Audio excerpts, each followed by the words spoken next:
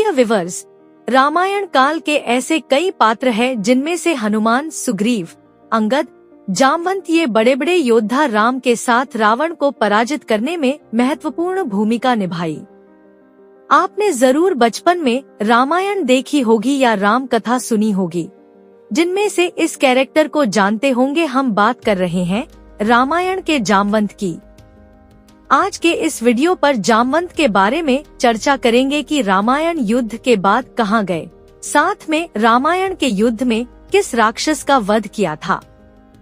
हालांकि उनकी गिनती सप्त चिरंजीवी में नहीं की जाती है, लेकिन वह चिरंजीवी ही थे। आपको बता दें कि जामवंत का जन्म सतयुग में हुआ, यानी राजा बलि के काल में, और त्रेता युग में रामसेना के सेनापति थे। जामवंत को त्रेता युग के अंत में श्री राम के द्वारा कहे गए द्वापर युग में मैं तुम्हारा स्वयं अभिलाषा पूर्ण करूंगा। वह क्या वचन था जो आगे इस वीडियो पर जानेंगे। जामवंत के तीनों युग में होने का प्रमाण है पुराणों और ग्रंथों में मिलते हैं, तो इस युग में भी हो सकते हैं, जो कल्कि की अवतार में मदद करेंगे। जिसमें से अग्नि पुराण के अनुसार जामवंत का जन्म अग्नि से हुआ। उनकी माता एक गंधर्व स्त्री थी। पुराणों में उसकी पत्नी का नाम जयमवती बताई गई है। वहीं रामायण आदि ग्रंथों में भी उनका चित्रण भालू मानव के रूप में किया गया है। आपको बता दें कि जामवंत अत्यंत विद्वान, बुद्धिमान है। उन्होंने वेद उपनिषद पूरे याद है, जिसके कारण श्री राम अक्सर सलाह लिया करते थे। रामायण काल में जामवंत रामसेना के सेनापति थे। परशुराम और हनुमान के बाद जामवंत ही ऐसे व्यक्ति थे जिनका तीनों युगों में होने का वर्णन मिलता है। वहीं पुराणों और धर्म ग्रंथों में की माने तो वह आज भी जीवित है। और जामवंत कहाँ है, एक मिस्ट्री जरूर है। लंका कांड में जामवंत के विषय में अधिक वर्णन दिया गया है। उन्होंने बड़ी चतुराई से सेना का संचालन किया और एक मार्गदर्शक की भूमिका निभाई। जब श्री राम की सेना महासागर के तट पर पहुंचे, तब सभी सेना उस विशाल समुद्र को देखकर आश्चर्यचकित हो गए। तो जामवंत ही हनुमान को उसकी शक्तियों से अवगत कराया। इसके बाद हनुमान अपना विराट रूप धारण कर समुद्र पार करने के लिए रवाना हो जाते हैं। और रामचरित्र मानस के अनुसार उन्होंने युद्ध में यजकूप नामक राक्षस का वध किया था।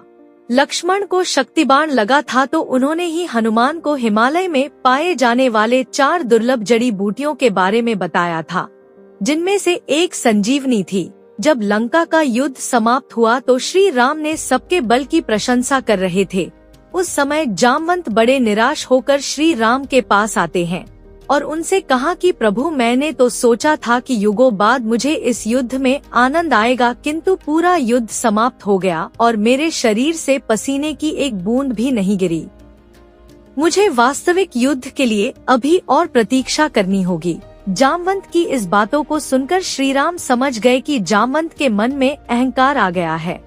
तब श्री राम ने जामवंत से कहा कि प्रतीक्षा करो, द्वापर युग में स्वयं तुम्हारा युद्धाभिलाषा पूर्ण करूंगा। उसके बाद श्री राम ने जामवंत को अपना अगला रूप धारण करने तक तपस्या करने का आदेश दिया।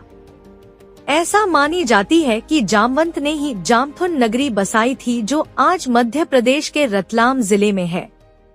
शोध के दौरान यहाँ एक गुफा मिली है, जो जामवंत का निवास स्थल मानी जाती है।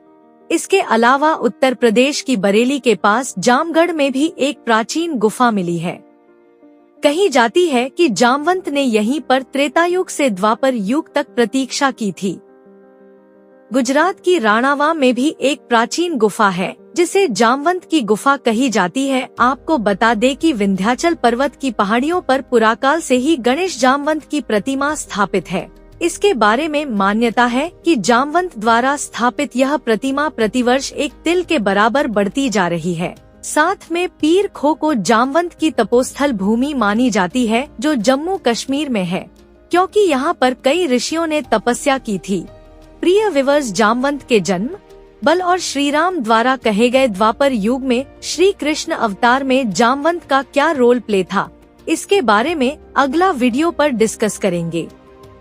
आशा करते हैं कि आज का वीडियो आपको पसंद आया होगा। किसी भी त्रुटि के लिए हम आपसे माफी मांगते हुए, चैनल पर नए हो तो लाइक, शेयर, सब्सक्राइब जरूर करें। इससे हमें खुशी होगी।